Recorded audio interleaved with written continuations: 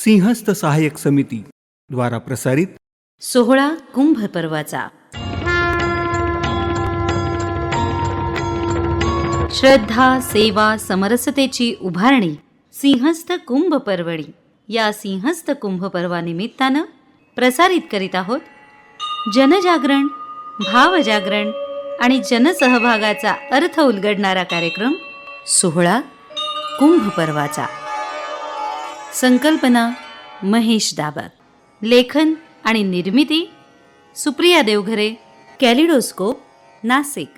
ऐकूया जनजागरण, भावजागरण आणि जनसहभागाचा सोहळा कुंभ पर्वाचा.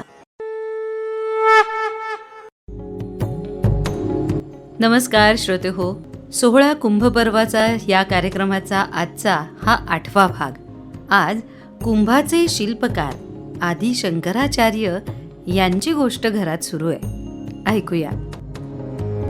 नागेन्द्रहाराय त्रिलोचनाय भस्माकरागाय महेश्वराय नित्याय शुद्धाय दिगंबराय तस्मै नकाराय नमः शिवाय. आजोबा, आज आमच्या शाळेत बाई सांगत होत्या, आदि शंकराचार्यांनी कुंभ पर्वाला नवीन रूप दिलं म्हणून. पण कसं काय? अरे वा, बाईंनी छान सांगितलंय की. खरंच? हे अनुभवातनं मिळतं. सांगतो, ऐक. आजोबा, उद्या सकाळी ना माझी क्रिकेटची मॅच आहे. सकाळी 6लाच निघायचंय. तुम्ही मला लवकर उठवाल का प्लीज? हो रे, आठवण करेल मी. बरं, मी काय म्हणतो, आधी थोडा वेळ इथे बैस. ऐक मी काय सांगतो ते. काय सांगताय? शंकराचार्यांची गोष्ट. रोहन, लहानपणी तर गोष्ट सांगा सांगा म्हणून मागे लागायचास. आता आजोबा सांगतायत ना, नीट ऐक. काय चाललंय तुमचं? शंकराचार्यांची गोष्ट सांगतोय. चला, मी पण ऐकतो. आणि मी सुद्धा. तर सम्राट हर्षांच्या नंतर सुमारे 100 वर्षांनी 8व्या शतकात केरळमध्ये एक असाधारण बालक जन्माला आलं. त्याचं नाव शंकर. आणि हा बालक खरोखरच शंकरासारखा अद्भुत होता बरं. अवघ्या 8व्या वर्षी सर्व वेद मुखोद्गत. 8व्या वर्षी? ए आई, मी काय करत होती का 8व्या वर्षी? तू तर नुसती खेळत असायचीस ग. मुलांना तुमचे कितीपर्यंत पाढे आहेत? ऐका पुढे. तर या शंकराने 12 वर्षात संन्यास घेतला आणि मग संपूर्ण भारत पायी फिरला. पायी? संपूर्ण भारत? हो, त्या काळी रस्ते नव्हते, वाहनही नव्हती, घनदाट जंगलं होती. तरी केरळपासून काश्मीरपर्यंत आणि गुजरातपासून बंगालपर्यंत सगळा भारत पायी चालत फिरले हे. त्यांचा कार्यकाळ खूप कमी होता ना? केवळ 32 वर्ष जगले ते. आणि 32 वर्षाच्या आयुष्यात एवढं काम केलं जे शेकडो वर्ष टिकलं. 32 वर्षाचं आयुष्य आणि काम एवढं मोठं. खरंच किती अद्भुत आहे हे. अहो, मठांबद्दलही सांगा ना, ते मला आवडतं हो ऐकायला. हो, तर शंकराचार्यांना एक गोष्ट जाणवली. भारत हा एक देश, पण असंख्य पंथ, असंख्य विचार, असंख्य परंपरा यांना एकत्र ठेवायला हवं. म्हणून त्यांनी अद्वैत वेदांताच्या प्रचार प्रसारासाठी भारताच्या 4 दिशांना 4 मठ स्थापन केले आणि आपल्या 4 प्रमुख शिष्यांची नेमणूकही केली.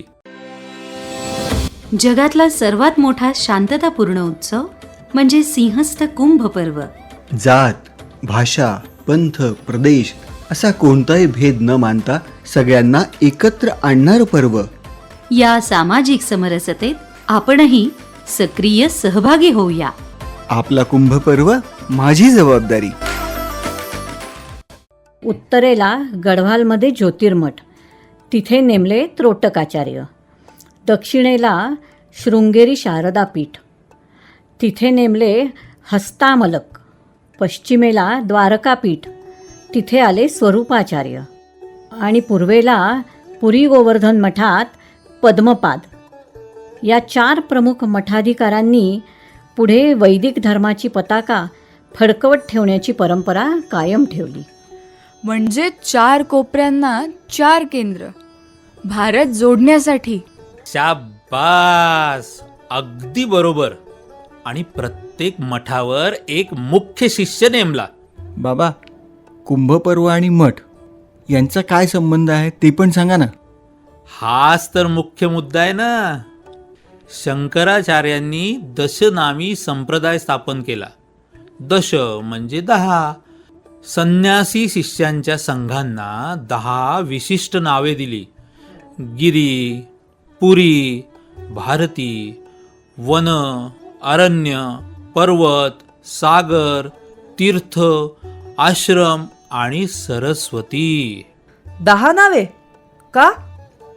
प्रत्येक संघाची वेगळी जबाबदारी. पुरी, भारती आणि सरस्वती हे शृंगेरी मठाशी, तर वन आणि अरण्य हे जगन्नाथपुरी मठाशी. गिरी, पर्वत आणि सागर हे 3 उत्तरेच्या गढवालच्या ज्योतिर्मठाशी.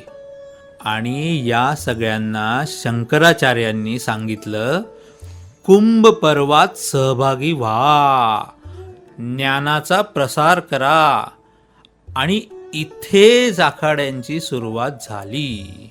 अच्छा, म्हणजे शंकराचार्यांमुळे हे संन्यासी शिष्यांचे संघ कुंभपर्वात सामील व्हायला लागलेत.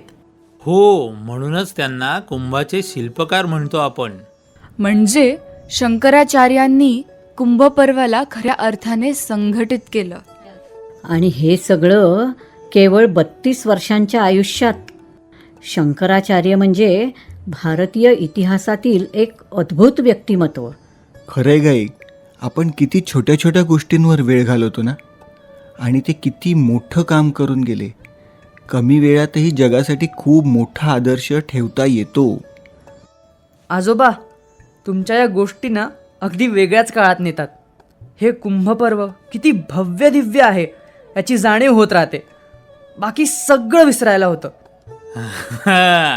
शंकराचार्यांची गोष्ट ऐकली की असंच होतं, सगळं विसरायला होतं. चला चला, आपल्या कामाला लागा. आदी शंकराचार्य केवळ 32 वर्षांच्या आयुष्यात 4 मठ, दशनामी संप्रदाय आणि कुंभपर्वाची संघटित व्यवस्था, हे त्यांचं अमर योगदान आजच्या भागात आपण ऐकलं. पुढच्या भागात धर्माचे योद्धे नागा साधू यांच्याविषयी जाणून घेणार आहोत. आत्ताच आपण ऐकलात श्रद्धा, सेवा, समरसतेची उभारणी सिंहस्थ कुंभपर्वणी निमित्त जनजागरण, भावजागरण आणि जनसहभागाचा अर्थ उलगडणारा कार्यक्रम सोहळा कुंभपर्वाचा. सहभाग होता अनिता, सुमंत, रेश्मा, तुषार, तनिष्क आणि स्वरा. संकल्पना महेश दाबक यांची. लेखन आणि निर्मिती सुप्रिया देवघरे, कॅलिडोस्कोप, नाशिक. तेव्हा ऐकत रहा सोहळा कुंभपर्वाचा. विशेष सहकार्य आयव्ह्यू एंटरप्राइजेस. सोहळा कुंभपर्वाचा दर सोमवारी, बुधवारी आणि शुक्रवारी सकाळी 8:30 वाजता FM 101.4 अर्थात आकाशवाणीच्या नाशिक केंद्रावर.